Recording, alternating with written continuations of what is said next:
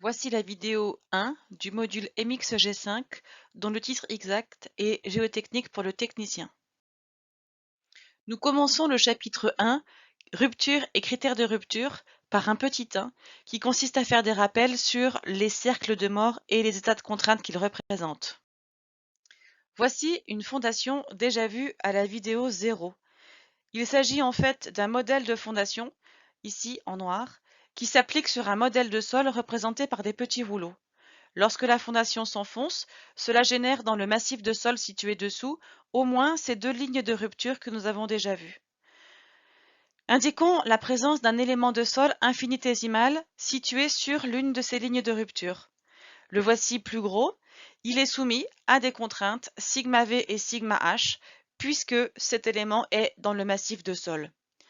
Mais puisqu'il est localisé, cet élément de sol tout petit sur le plan de rupture, il va se retrouver être divisé en deux éléments.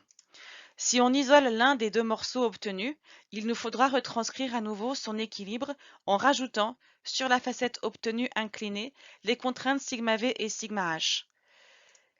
La facette inclinée, sur laquelle le sol s'est rompu, est bien connue par les repères n et t que je viens de vous montrer. N est toujours perpendiculaire à la facette et T est par contre tangent. Chacune des facettes, même celle qui est verticale et celle qui est horizontale, sont du coup localisables par le repère qui leur est dédié à chacune, avec N qui est perpendiculaire à la facette et T qui est tangent. Dans ce dessin, nous avons donc la facette inclinée en rouge et pour chaque facette ensuite, la direction N qui est normale à la facette et ensuite la direction T qui est tangente à la facette. Si on fait un zoom sur la facette inclinée, nous retrouvons du coup le repère NT et en jaune les contraintes σv et σh. Il est possible de décomposer ces contraintes en des composantes qui sont cette fois collinéaires à N et collinéaires à T. Donc, si nous regroupons ces contraintes collinéaires rouges à N et bleu collinéaire à T, nous pouvons identifier l'existence d'une contrainte à deux composantes, sigma perpendiculaire ici à la facette et tau qui est dans le sens tangent. Ce qui fait que nous allons nommer contrainte tangentielle tau la contrainte qui est dans le sens de T, la tangente à la facette, enfin dans la direction de T plutôt, et nous allons nommer sigma la contrainte normale qui est collinéaire à N. Ceci est très important et c'est avec cela que nous allons beaucoup travailler dans l'ensemble de ce cours. Reprenons du coup notre élément de sol soumis au niveau de la facette inclinée aux contraintes normales sigma et à la contrainte tangente tau.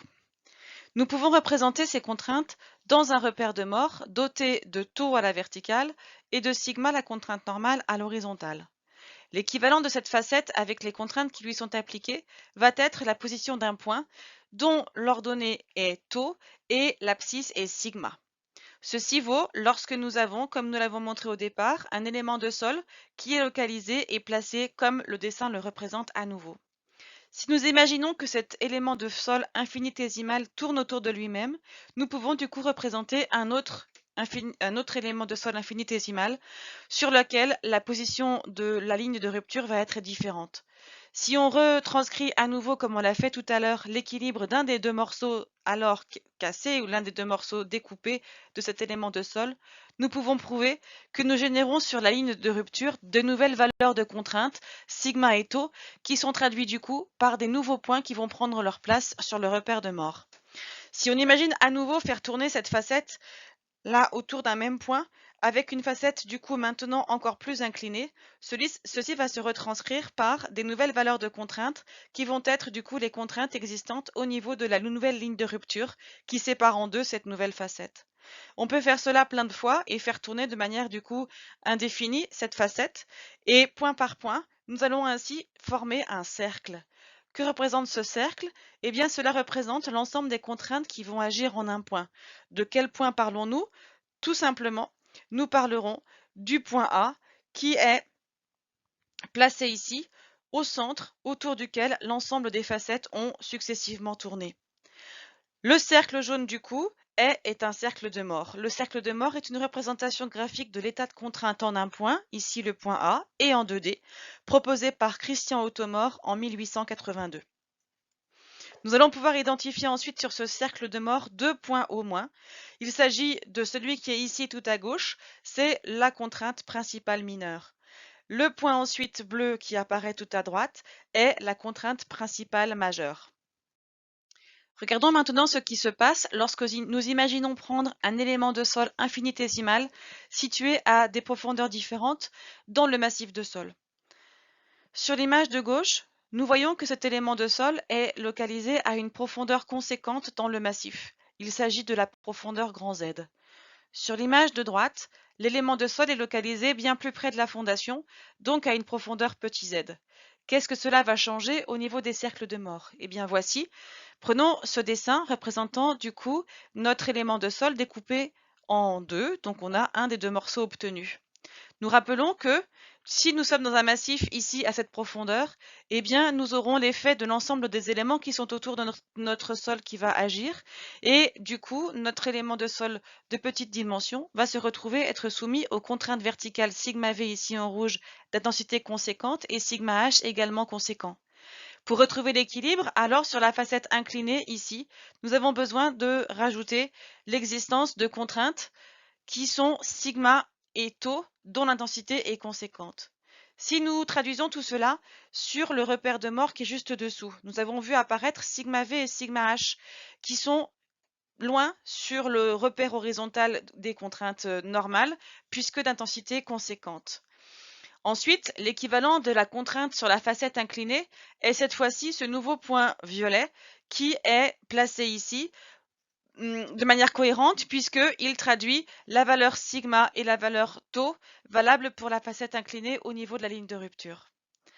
Ensemble, ces trois points, le nouveau violet et les deux rouges, sont sur le même cercle et donc le cercle représentant l'état de contrainte en le point central ici à la profondeur Z est le cercle rouge. Maintenant, regardons ce qui se passe à la petite profondeur Z.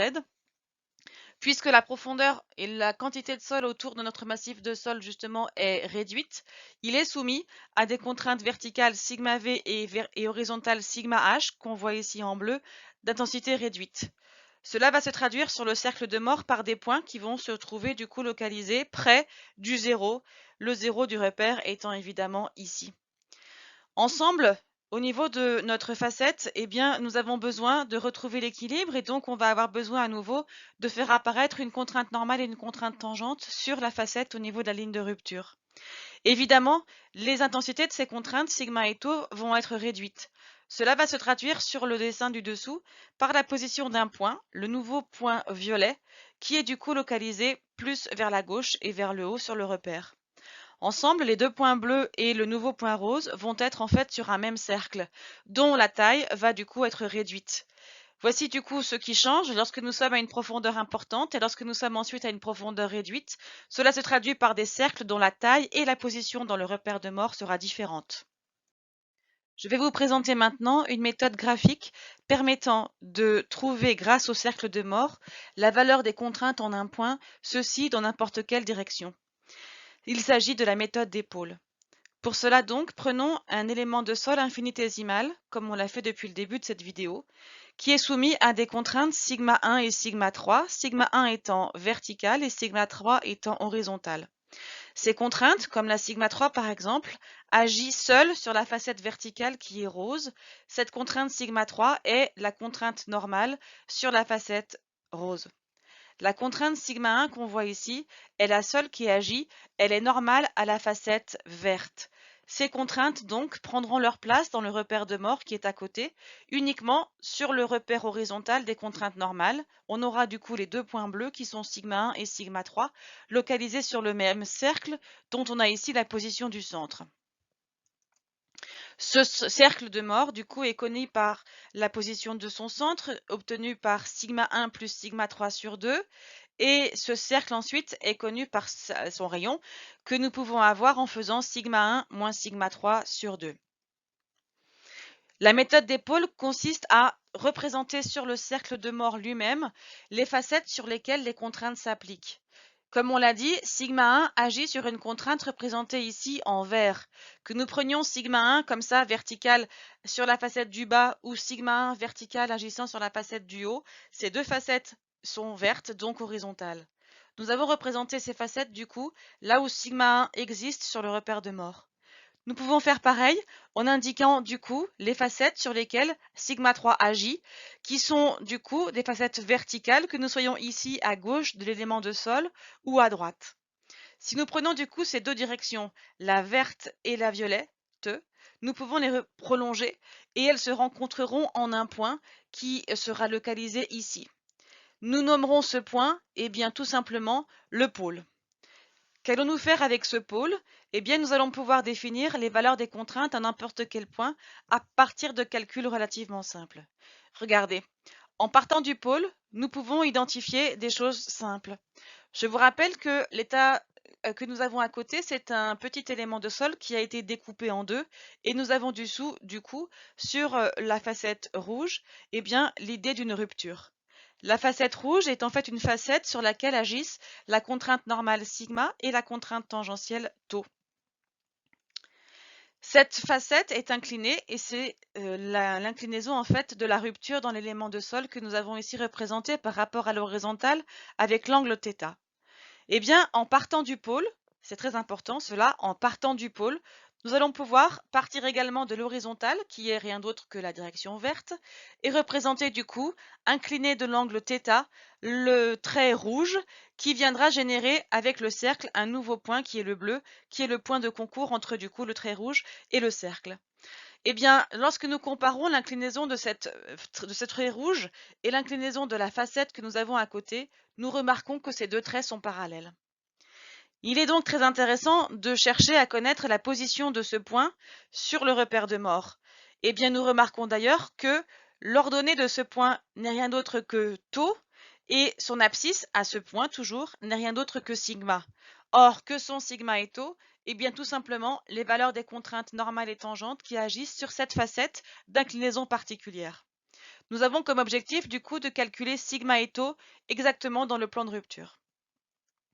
Pour faire cela, eh bien, nous pouvons voir que l'angle d'intensité θ accroché au pôle met en évidence un arc de cercle, un élément de cercle, un morceau de cercle, ici représenté en bleu clair. Nous pouvons établir l'intérêt en fait du théorème de l'angle au centre qui dit que, eh bien, dans un cercle, un angle au centre mesure le double d'un angle inscrit intersectant le même arc. Permettons-nous du coup d'établir la position d'un angle particulier issu du centre qui voit du coup le même arc de cercle que tout à l'heure, donc tout à l'heure le bleu. Cet angle n'est rien d'autre que celui-ci, dont l'intensité du coup est 2 fois θ. Nous pouvons tout simplement mettre le doigt sur notre objectif, le calcul de sigma et tau, valable pour le point bleu, en faisant un calcul rapide trigonométrique dans le triangle rectangle qui vient d'apparaître en vert.